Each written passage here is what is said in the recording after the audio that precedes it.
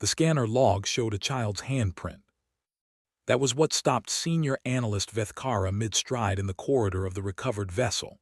Not the hull breaches, not the 17 crew members who hadn't reported in, not the emergency beacon that had been broadcasting on a frequency no civilization in the compact used anymore. A handprint, small enough to belong to a juvenile of almost any species, pressed into the scorched alloy of the inner airlock door in something dark and dried. Not a distress signal, not a warning. Just a hand placed flat, fingers spread wide, as though someone very small had leaned against that door and simply waited. The ship's manifest listed no juveniles. Vethkara stood there for 4 seconds longer than she should have, and in those 4 seconds, she felt something she hadn't experienced in 11 years of compact intelligence work. She felt the specific, cellular wrongness of a thing that doesn't fit. The handprint wasn't evidence of a struggle. It wasn't a message. It was something quieter and therefore infinitely worse. She pulled up her communicator. Archive the airlock interior before anyone else enters, all of it. Already done, said the voice on the other end. A pause. Veth, the reactor room. What about it? You need to see it yourself. 48 hours earlier, the GCS Unwavering Accord had translated out of fold space at the edge of humanity's solar system, with the kind of institutional confidence that comes from never having been wrong before. The Accord was not a warship in any sense the compact recognized. It was better. A sanctions vessel. An enforcement platform. The distinction mattered enormously to the 14 civilizations who had authorized its mission, because wars required justification, required proportionality reviews, required decades of tribunal proceedings. Sanctions did not. Sanctions were simply the application of collective will to an outlier species that had failed to meet the terms of a very clearly written agreement. The terms were simple. Humanity had been granted provisional compact membership 18 years ago under the Kalahari Accords, a treaty framework that existed specifically for prestellar species who possessed extinction-class weaponry. The logic was pragmatic. Better to bring such species under institutional supervision than to allow them to develop in isolation. The Accords required full weapons disclosure, phased disarmament of strategic assets, and biannual verification access. Humanity had signed. Humanity had, by all accounts, cooperated. For 11 years. Then the verification team for Cycle 22 had arrived at the designated coordinates and found nothing. Not hostility, not evasion, just nothing. The monitoring buoys humanity had agreed to maintain were present, functional, transmitting. But the signatures they reported no longer matched the inventory from Cycle 21. Warhead counts were consistent. Yield signatures were consistent. But something in the isotopic composition had changed in ways that took the compact's finest analysts 3 months to even frame as a question. The weapons were still there. Every single one of them exactly where they were supposed to be. They just weren't the same weapons anymore.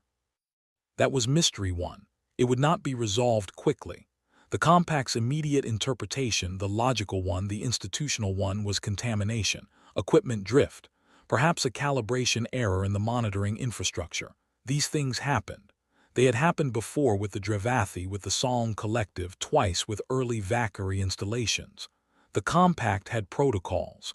The Accord had been dispatched not to punish but to verify, to inspect, to bring the monitoring record into alignment with physical reality and file a correction notice. Commander Shelloris had briefed his crew of 212 with exactly that framing. This is a verification mission. Humanity has been, broadly, cooperative. We are not here to escalate. But he had also quietly activated the vessel's full enforcement suite, because the isotopic change wasn't the only anomaly. The second anomaly was in the communication logs, specifically in what humanity had not said. When compact monitoring detected the signature discrepancy and filed an inquiry through standard diplomatic channels, humanity had responded, promptly, politely. with 11 pages of technical documentation that addressed every question except the one that mattered. Not evasively, not confrontationally. The response read to compact analysts like a document written by someone who understood exactly what was being asked and had chosen, with great precision, to answer something adjacent. That was mystery, too. And then there was the matter of the human diplomat who had been present at the Kalahari signing, a woman named Dr. Petra Solano, who had represented Earth's Unified Science Council and who had, according to compact records, died of natural causes 4 years ago. Her death had been documented, verified, a small notation in the compact's member species registry. Except that 3 weeks before the accord was dispatched, a message had arrived through back-channel diplomatic infrastructure, a frequency used exclusively for sensitive communications between compact liaison offices, bearing Dr. Solano verified biometric authorization signature. The message contained 6 words. "Please don't, you don't understand yet." Commander Shellorus had shown it to 3 different verification teams. All 3 had confirmed the signature was authentic. All 3 had failed to explain it. He had forwarded it to Compact Central with a request for guidance and had received, after a 9-day delay, a response that said the biometric records were being reviewed and that he should proceed with the mission as authorized. He had proceeded. The Accord entered the solar system at 0.3 light speed, braking smoothly, broadcasting its credentials on all standard compact frequencies. The human government responded within 4 minutes, faster than any species in the compact's history had ever responded to a first formal enforcement contact, which itself was a small anomaly that Shellorus noted in his log and set aside. "This is Administrator Ewan of the Earth Strategic Oversight Council," said the voice on the channel. It was calm, not the studied calm of a diplomat choosing their words carefully, something else, something Shellorus in the moment could not identify. "We've been expecting you. We'd like to request a direct conversation before you proceed to the inspection sites. Some context would be useful." "We are authorized to proceed directly to." "I know," said Ewan. "I know what you're authorized to do. I'm not asking you to stop. I'm asking for a conversation first. There are things you need to understand about what you're going to find." Shellorus had logged the request, consulted with his legal officer, and declined. Protocol was clear. Any pre-inspection communication with the host species regarding the subject of the inspection constituted a potential evidence contamination event. He had not known at the time that the calm in Administrator Ewan's voice was not the calm of someone resigned to an outcome. It was the calm of someone who had already finished grieving. The inspection team that boarded the primary weapons storage site on the 3rd planet, the one the humans called Nevada, a name that Vethkara had since learned to associate with a specific flavor of dread, found exactly what the manifest said they would find. Silos, warheads, delivery systems, everything in its designated location, every seal intact, every monitoring record current and properly formatted. It took Senior Inspector Doreth 3 hours to notice that something about the warheads was wrong. Not wrong in any way that violated the Accords. The Accords specified warhead count, yield thresholds, delivery range parameters, and storage conditions. Every single requirement was met. Everyone. But Doreth, who had spent 20 years doing exactly this kind of work, who had inspected weapons systems on 9 different worlds, who understood fissile material the way some beings understood music, instinctively, structurally, Doreth felt it before he could articulate it. He called Vethkara. "These aren't the same warheads," he said. "The manifest." "I know what the manifest says. I'm telling you what I'm seeing. The casings are original, the seals are original, the monitoring integration is original, but the interior composition," he stopped. She could hear him breathing. "Veth, I've been doing this for 20 years. When you look at a warhead that has been maintained in storage for a decade, there are certain decay patterns, certain material behaviors. What I'm seeing in here doesn't match 20 years of storage. It matches approximately, another pause, approximately 2 years, maybe less. Vethkara processed that for a moment. You're saying the warheads were replaced. I'm saying the warheads were replaced, and the replacements are, by every metric in the Accords, fully compliant. Better than compliant, actually. The yield signatures are within tolerance, but the engineering it's different, more refined. And Veth, his voice dropped to something she didn't recognize from him. I don't think they were replaced with the same type of weapon. What type were they replaced with? That's what I don't know. That's what I can't figure out from external inspection. They meet every specification in the treaty framework, but the technology underneath is something I haven't seen before. She had told him to document everything and say nothing to the rest of the team. She had then walked to a private corner of the monitoring station and stood very still for approximately 1 minute, running the implications forward. If the weapons had been replaced, humanity had violated the Accords. Clear and simple. Verification teams would confirm, the Accord would move to enforcement posture, and the diplomatic machinery would grind through its established process. But if the weapons had been replaced with something fully compliant, something better than compliant, then what had been the point? Why replace them? Why go to the extraordinary effort of maintaining every external marker while changing the interior? Why not simply declare the upgrade through proper channels? Unless the upgrade wasn't the thing they were hiding, unless the upgrade was the cover.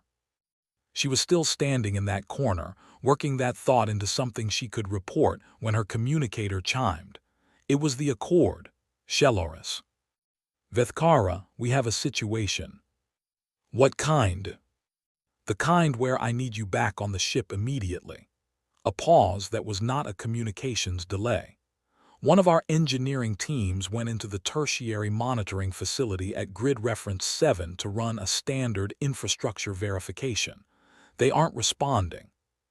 How long? 40 minutes. She was already moving. Have you sent? I sent a second team. They found the first team. Everyone is physically present and uninjured. His voice had taken on a quality she couldn't name.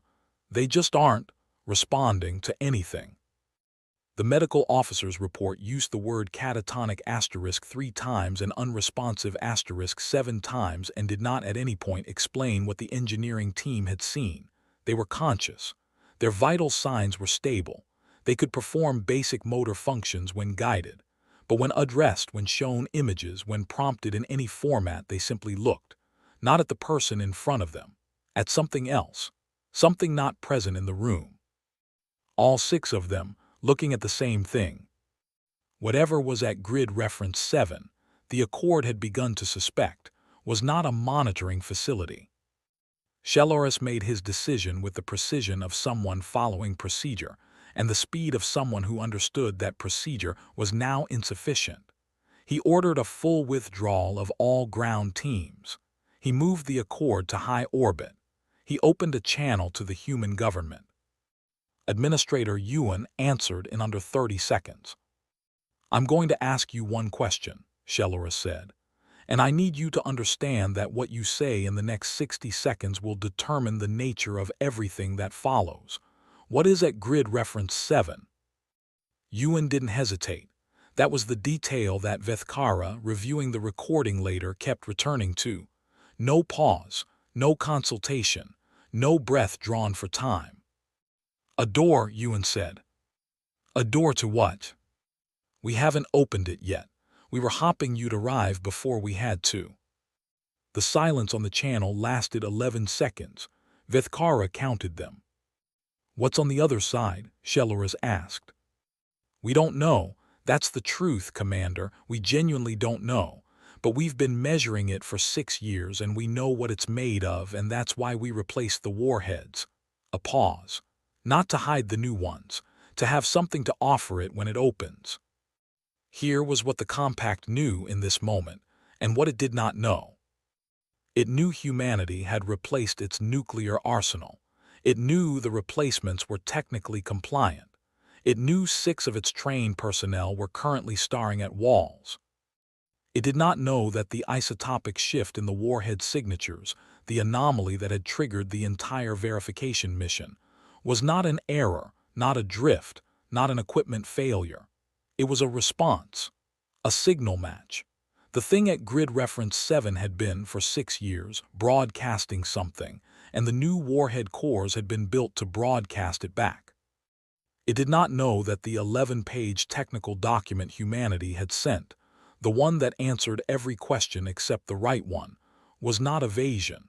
It was a translation. Humanity had been attempting to explain, in terms the compact might understand, something that the compact's conceptual vocabulary did not yet contain. It did not know that Dr. Petra Solano was not dead. Vithkara was about to find out. The recovered vessel was a human craft, small, personnel shuttle class, the kind used for interfacility transfer. It had been found drifting at the edge of the monitoring zone, broadcasting on the archaic frequency, and the Accord had brought it aboard as a matter of standard evidence collection. That was before the 6 engineers stopped responding. After Shelaris had ordered a full forensic workup, Vethkara led it personally. The airlock, the handprint, the reactor room. She made herself walk to the reactor room.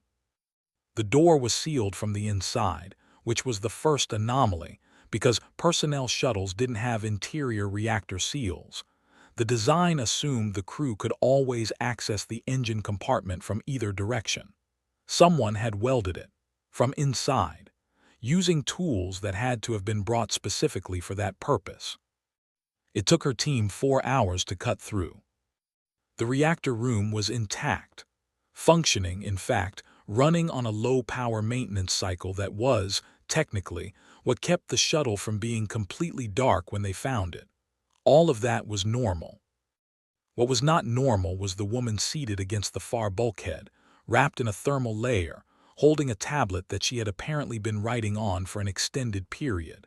She was old, older than compact records showed for Petra Solano, which meant either the records were wrong or significant time had passed. She was alive. Her vital signs were weak but present, and she looked up when the reactor room door finally gave way, and her expression was not relief. It was the expression of someone who had made a decision a long time ago, and was now watching it reach its conclusion. "Your compact intelligence," she said, "not a question." "Dr. Solano," Vethkara said, and then, because she didn't know what else to say, "How long have you been in here?" 19 days, she shifted slightly. Her joints appeared to be causing her pain. "I was hoping you'd come sooner, but I understand the protocols took time." A pause. "Did you go to Grid 7? "A team did."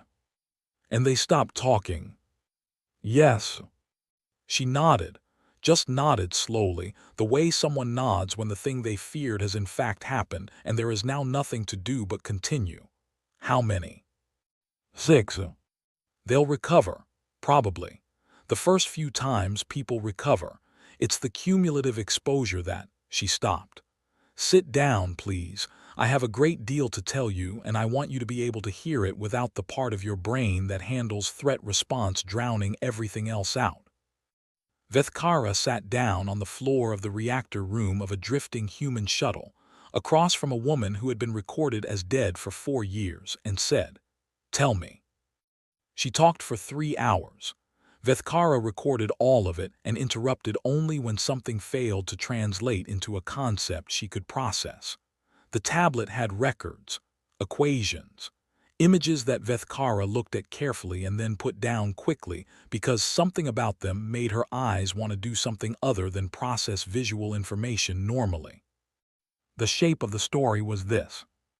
6 years ago, a deep geological survey team in the region the humans called Nevada had drilled to a depth not previously attempted and encountered a cavity in the rock that should not have been there. Not a natural formation. The angles were wrong. The composition of the cavity walls was wrong, not wrong as in unexpected, but wrong as in impossible, because the material wasn't rock at all, and wasn't any synthetic compound in human reference databases. and wasn't. When they finally sent a sample to 3 different institutions for independent analysis, a material that had formed within the human solar system within any time frame that mattered. It was old, ancient in a way that made the word ancient feel insufficient, and it was doing something. Not loudly, not dramatically, it was doing something the way a very large engine does something when it's running at low idle. A vibration, a presence, a consistent and patterned emission at frequencies that weren't sound and weren't electromagnetic radiation in any standard sense, but that human instruments, redesigned 3 times to capture them, recorded as structured, as intentional, as a signal. Humanity had told no one, not because they were hiding it. This was the thing that Vethkara kept returning to, the thing that kept refusing to resolve into any framework she had for understanding species behavior. They hadn't told the compact because they weren't sure, in any way that could be formalized, what they had found. And humanity, in Dr. Solano's accounting, had a specific institutional terror about making announcements before being certain, born from enough historical examples of announcements made too early, and consequences that followed from them. They had spent 2 years trying to understand the signal.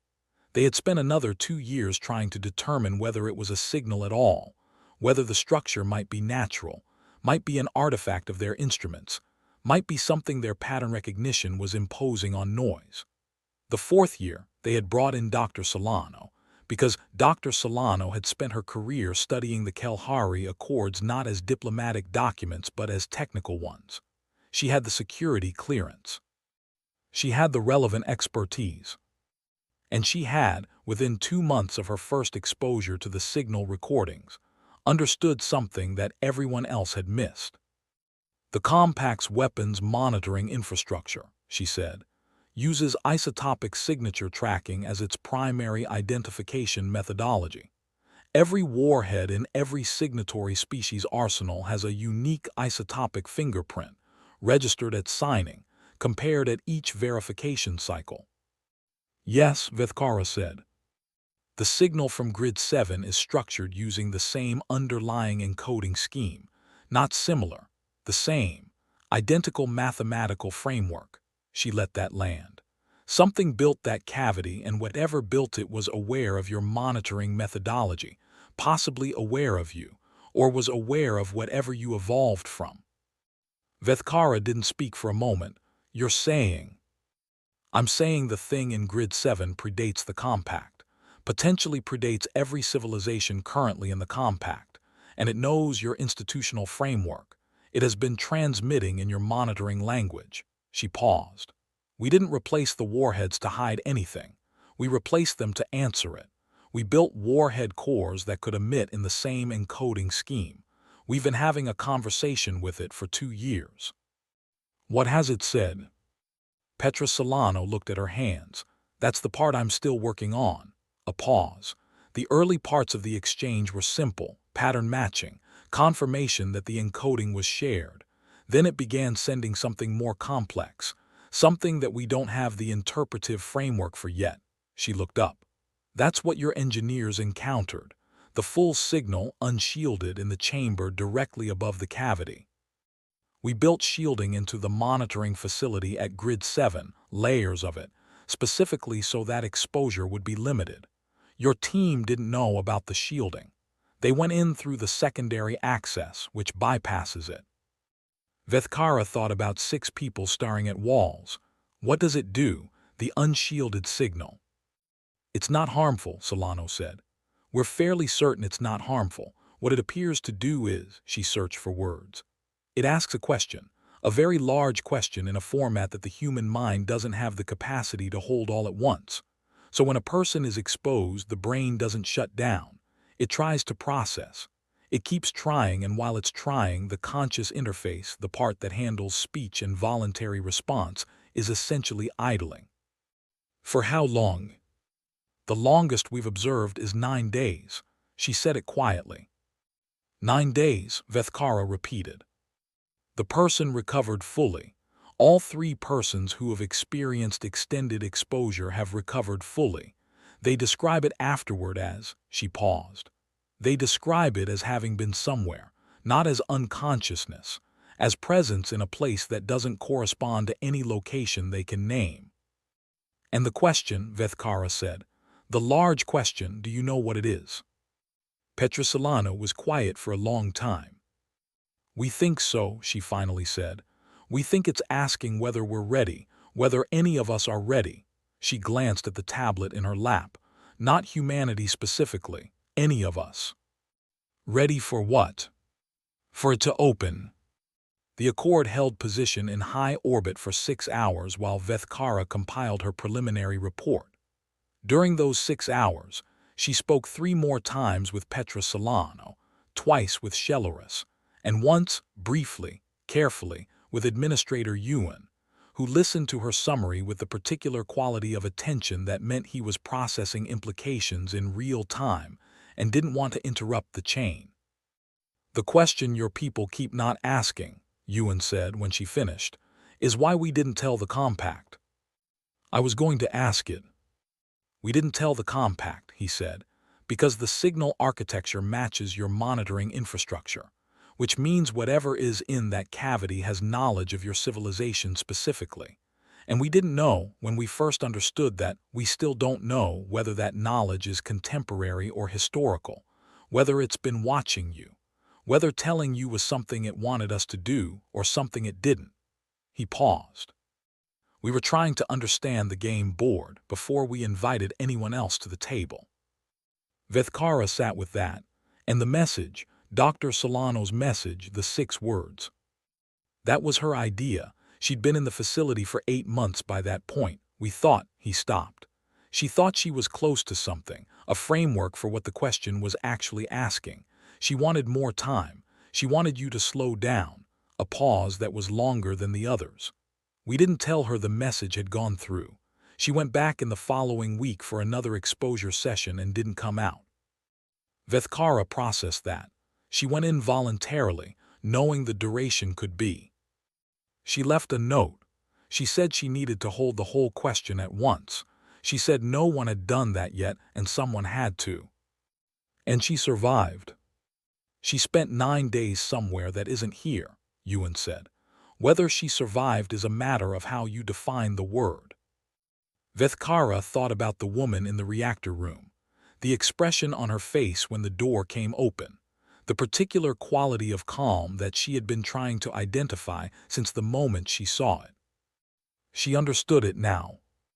It was the calm of someone who had been somewhere vast and come back with only some of themselves. She delivered her report to Shelorus in person.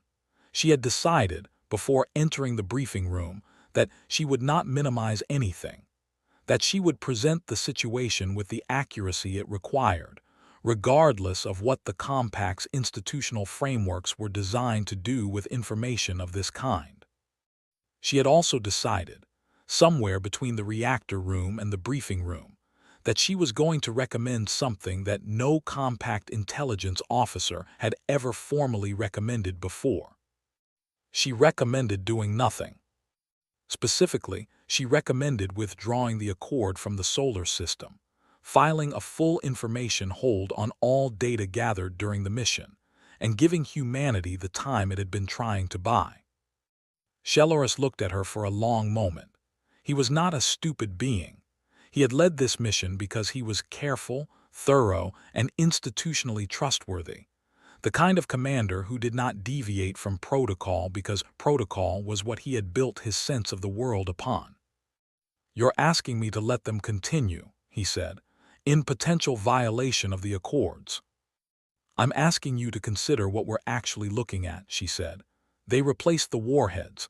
By the specifications of the Accords, the warheads are compliant. We cannot charge them with violation when every metric shows compliance." She held his gaze. "And the reason they were replaced, the conversation they've been having, that's not covered by the Accords. There's no framework that applies. We would be applying a sanctions process to a first contact event that predates the Compact's existence." "If it predates the Compact's existence," he said carefully, then we have an extraordinary obligation to bring it within compact oversight.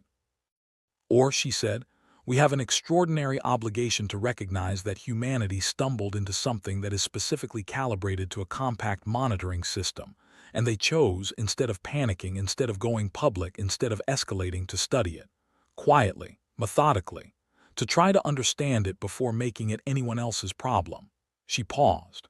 They have been living above that thing for 6 years, working around it, building shielding, replacing their entire nuclear arsenal to speak its language, sending one of their own inside it for 9 days. She thought of the handprint again, the small hand pressed flat against the airlock door. They didn't tell us because they were protecting us. That's the interpretation that fits all the facts. Sheloris was quiet. There's a child's handprint on the airlock door of that shuttle, she said. I need to know what it means. He looked at her. I need to know, she said again, because it changes everything if it means what I think it means. Petra Solano told her. There had been 5 people on the shuttle. Solano, 2 research staff, a security officer, and the security officer's daughter, 11 years old, brought because the shuttle was supposed to be a 40-minute transit and the officer's regular childcare had fallen through. The kind of mundane logistical failure that happens in the margins of every enormous undertaking. When the shuttle's navigation system failed, caused by the signal from Grid 7, experiencing what Solano described as an intensification event, a surge in emission strength they'd never recorded before, they had drifted for 19 days. The research staff and security officer had spent most of that time managing life support. Solano had spent it writing. The child had spent it, apparently, pressing her hand against the airlock door and looking out through the small porthole at the stars. She asked me, Solano said, on about day 4 what was making the humming. Vethkara hadn't been told about a humming. You could hear it. Only her, the rest of us couldn't. She described it as, Solano paused. She said it sounded like a question. She said it sounded like someone asking, is anyone there, in a way that meant they'd been asking for a very long time. The thing that happened then in Vethkara's understanding, the thing that shifted, restructured, rebuilt itself into a new and larger shape, was not a single realization. It was a cascade.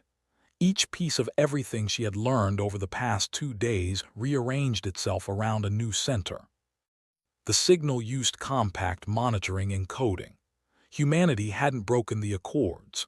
The question was vast enough to stall an adult mind, but an 11-year-old had heard it as a simple human thing. Is anyone there? And had, apparently, found it recognizable enough to simply listen. Has she responded to it? Vethkara asked. Solano's expression was precise and complicated.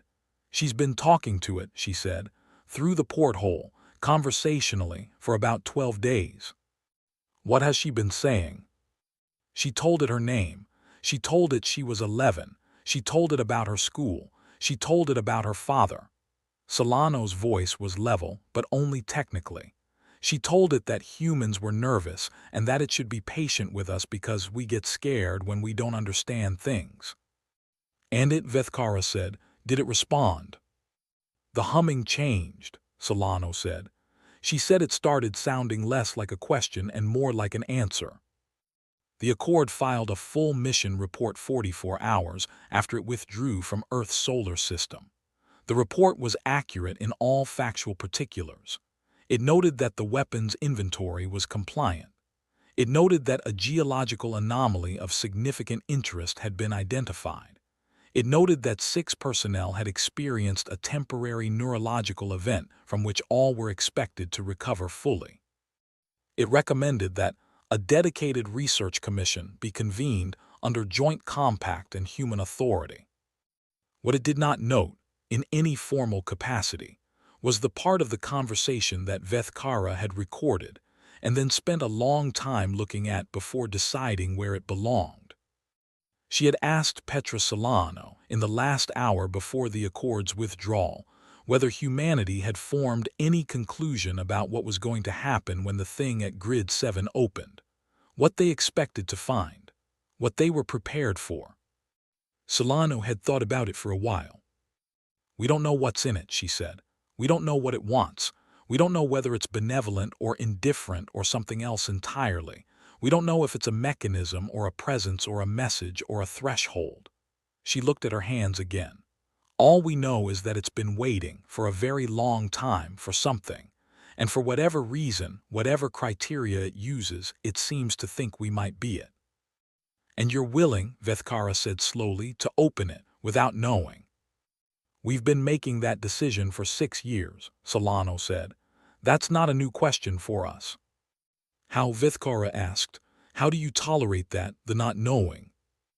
Petra Solano looked at her with the eyes of someone who had been somewhere vast and come back changed, and the expression on her face was the precise and specific expression of a person who has passed through fear so thoroughly that it has become something else.